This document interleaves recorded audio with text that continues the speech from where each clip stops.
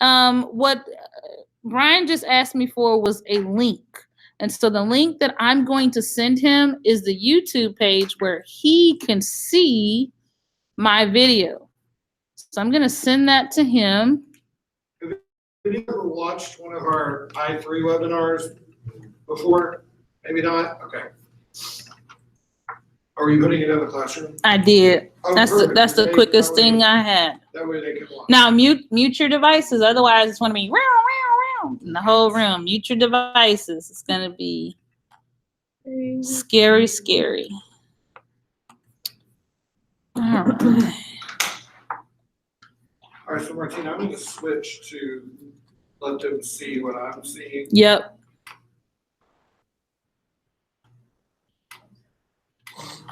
All right, so Martine dropped the link to her webinar here, so I'm going to click on it.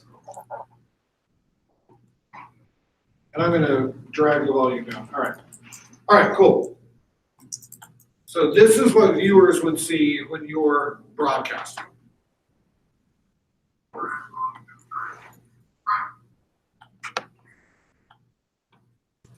Oh, I'm looking over my own shoulder. It's creepy. Do y'all notice there's a delay? Y'all notice that? I was trying to figure out how long it was. It's about anywhere from 5 to 7 seconds. There's a delay. No, it's like 20 seconds.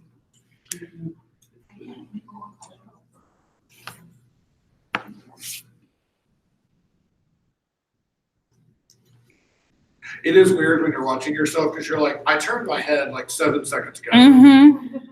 My head still is not turned. Watch your head move. Yeah, yeah. I was like, I gotta know. How long? Because while you're broadcasting, you're not going to be watching this page. This is just, you're not going to know that there's a delay. Well, and the other thing is, so if Brian types a message, I actually do not see that message on this side. So when I'm working on this side, I don't see that message. And so oftentimes we have people who work as a moderator, and their job is to kind of answer those questions that are happening in that live chat, because I can't see any of that. Now, if I wanted to, I could definitely do a dual screen. That way I can see the feedback. But it could get a little bit crazy. If you have dual monitors, you can do the same thing. I haven't achieved that kind of glory yet, so I usually take out my cell phone or another device. That way I can see the chat if I'm all by myself. Okay, so let me understand. Your screen is full screen. You're projecting. No, wait. How is this working? Yeah. My mind's blown. Yeah, no, great question. So right now, Martina, so she turns her computer. Martina's broadcasting a webinar. Okay. I'm watching it on YouTube. That's why it's called. Okay, we're seeing your screen though. Yes. Up here. Yes. Oh yes, I'm sorry. Yes. Okay, that's what was throwing me off. Yeah, Okay, so you're thank seeing, you're seeing my screen. Okay. Yeah, I'm sorry. Yeah, but in order for me to respond to him, then I would have to have two browsers open, one that I'm recording from and then one with the live stream. But I wanted y'all to know sometimes if you have a second person, you can use them as a moderator. Do you want to click on my 3 dots and make me a moderator to show them what you're talking about? Yes. So next to Brian, I can actually go in and add him as a moderator, and that gives him the ability to have some control over what's happening in the chat. So now do y'all see where my mouse is, how I have this wrench next to my name? So that means I'm a moderator. So I actually have the ability, like, let's say Jessica was being inappropriate. Well, guess what? I could report you, Brian. I could report her, I could remove her, or I could put her in time out. Well, I'm just gonna block you. Yeah, straight up. So I will say that putting people in timeout lasts 3 minutes, I believe. So honestly, if you're gonna do that, I would just mute the person. Like I wouldn't even mess around with timeout. I'd be like, you're out, you're gone. time out, like they can still watch it but can't say anything? Correct, for 3 minutes. Whereas if you remove the person, they can still watch it, but they can't ever chat on it again. I bet that's more for like spammers Oh, yeah. when you're doing. Yeah, If you want to Yeah, do advertising. absolutely, for sure. So, but it is really nice. Like Martina And then she saying, put me to in have- timeout. Yeah, and to have a second person like me that moderates, that's what our I3s do. One person is presenting and one person is monitoring the chat. So, I will say, if you're thinking about doing maybe a Q&A with your parent community, consider your class culture, your student culture, and then if necessary, have that moderator to kind of do that thing. Like if you know you have a parent that's just extra, that's gonna like they missed the point, you can have those general statements.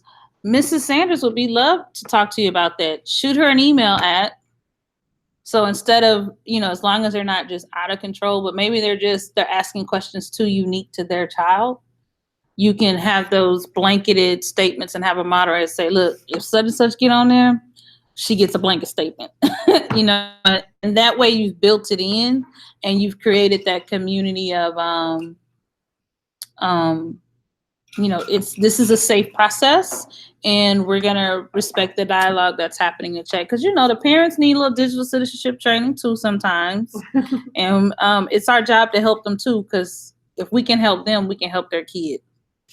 Anything else you want to go over in regards to, because I feel like we should know everything on my end regarding the adding people and the muting. Yeah, the main thing that I want to share is okay, so I've switched back to Martine's screen. So if you look over on the TV right now, you're seeing what Martine sees, okay? Mm-hmm. Do y'all notice how it looks just like a Google Hangout? Yeah. It's a Google Hangout, if you've ever done one before. The only difference is that you're broadcasting on YouTube and it's live. The other difference is that it's recording what you're saying. So you could, if she wanted, she could invite someone else and she could say, interview an author. Or maybe she invites a scientist or someone from Raytheon to talk to her class. She can interview that person and it's going to be archived on YouTube. So if the kid's absent or whoever parents want to see it, it's just recording that video call. Does that make sense? Mm-hmm. And it's important that our kids have these experiences in academic, professional settings because they're seeing it happen in their television watching. Probably the last 2 or 3 years, I've had more parents tell me that their kids want to have their own YouTube channel or that they do have their own YouTube channel. There's a show on Disney Channel that my kids love, and it's about a brother and sister doing stupid stuff and posting it live. And they usually do even stupider, that's not a word, stuff to their older siblings, and they post that live too. So it is part of their culture. If we don't have someone showing them a good professional model, they're going to blend their personal space and their professional space together. And that's not always appropriate depending on what they want to do. What do y'all think about YouTube? Someone's sound is up. Yeah, do you know how to mute it? I'll mute I was mine. going to say, just mute your microphone. Yeah, I muted mine. Yeah, that was creepy. So what do y'all think about YouTube Live? Any possibilities? We've given y'all a couple ideas. What do y'all think? I like it. Yeah? I like it because in working with ESL students that we can do something together, and then they can go back and watch it at their pace. Yeah. And do some translation work. Yeah, absolutely. For you. Yes, sir. So, assuming it's similar to Google Hangout, Yes. I noticed that there was a significant delay. Yes. She was doing what I was seeing. So Absolutely. if there is intended to be a two-way communication, I see it's not. No, Okay. it's meant to be a broadcast, Okay. right? So it's meant to be you are broadcasting live on YouTube, so they won't know there's a delay. And you won't either. So Martine is broadcasting, she doesn't know that it's coming 7 seconds later. But the questions that I was able to ask, Yes. those is there a delay in those two, or Yeah. you assign the person to take care of those questions? Correct. The moderator, the delay doesn't really matter, it's whenever it comes back to them. You got it, exactly. So that's why it's kind of nice if you enable the chat. You could just broadcast and not turn the chat on and don't worry about it. But that's why you're exactly right. If you are going to have a live chat, it's really nice to have one other person moderate that chat so that you don't have to worry about it as a facilitator. But let's say you did invite someone in. So let's say Martine had an expert on the video call with her. They won't experience a delay. It's just like a video chat at that point, and everyone else is just watching the video chat there. I've done. But you're saying the moderator and you are more in sync than the rest of the people? No, I'm saying that if she invited someone to join the call with her Yeah.